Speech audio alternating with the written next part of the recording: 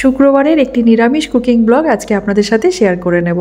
তো এখানে সব সবজি কেটে নিয়েছি আর লাউ কেটে নিয়েছি আর মুগ ডালটা ভিজিয়ে রেখেছি, কাঁচা মুগের ডালই রান্না করব। আর কুমড়ো পটল কেটে নিয়েছি আর সয়াবিনটাকে একটু গরম জলে ভিজিয়ে রেখেছি।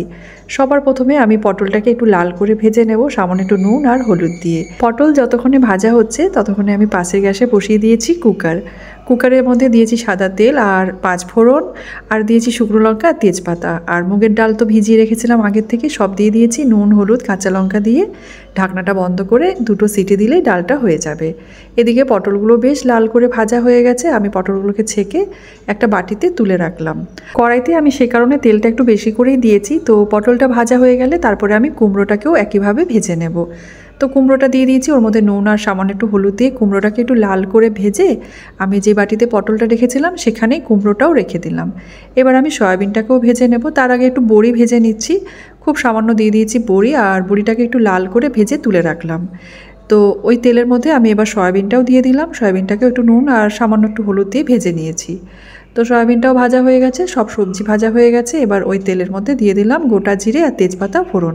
এখানে আমি একটা মশলা বেটে রেখেছিলাম, তো এখানে জিরে ধনে আদা কাঁচা লঙ্কা আর টমেটোর পেস্ট একসাথেই করে রেখেছিলাম। স্বাদ মতো নুন দিয়ে মিডিয়াম আঁচে মশলাটাকে বেশ ভালো করে কষিয়ে নিচ্ছি। তো মশলা থেকে যখন তেলটা উপরে সেপারেট হয়ে গেছে তখন আমি ভেজে রাখা সবজিটা দিয়ে দিলাম। তো সবজিটা দিয়ে ভালো করে কষিয়ে নিয়ে আমি গরম জল দিয়ে দিয়েছি, আর মিষ্টির জন্য দিয়ে দিয়েছি গুড়ের পাউডার। তো রান্নাটাকে আরও 5-7 মিনিটের জন্য করে নিচ্ছি। যেহেতু ভাজতে ভাজতেই আমার কুমড়ো পটল সব সেদ্ধই হয়ে গেছিলো, সেই কারণে রান্নাটা করতে আর বেশিক্ষণ সময় লাগবে না।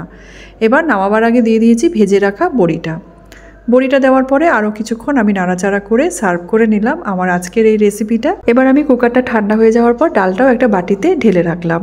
তো এই ছিল আজকে দুপুরের সব রান্নাবান্না, একদম সিম্পল রান্নাবান্নাই করেছি, আর কিছু করব না। যা গরম লাগছে আজকে, কিন্তু ভীষণ গরম, রান্নাঘরে বেশিক্ষণ থাকাও যাচ্ছে না, সেই কারণে একেবারেই হালকা পাতলা রান্না করে নিলাম।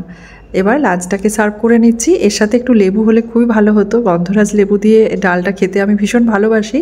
তবে আজকে বাড়িতে না গন্ধরাজ লেবু না পাতি লেবু, কোনো লেবুই ছিল না। এটাই হয়, যেদিন একটু লেবু দিয়ে ডাল দিয়ে ভাত খেতে ইচ্ছে করে সেই দিনই দেখা যায় ফ্রিজে কোনো রকমভাবে লেবু নেই। যাই হোক, লাঞ্চটাকে সার্ভ করে নিয়েছি আর দিয়াদিশাকে নিয়ে এবার লাঞ্চটাকে সেরে নিচ্ছি। আর এত গরমে এরকম হালকা পাতলা রান্নাগুলোই এখন যদিও খেতে ইচ্ছা করছে বেশি করে। চলুন তাহলে আজকে ব্লগটাও এখানে শেষ করে দিই। ভিডিওটা ভালো লাগলে অবশ্যই লাইক এবং কমেন্ট করতে ভুলবেন না। আপনাদের সাথে আবার দেখা হবে নতুন কোনো ব্লগের সাথে। আপনারা সবাই খুব ভালো থাকবেন, সুস্থ থাকবেন। ধন্যবাদ।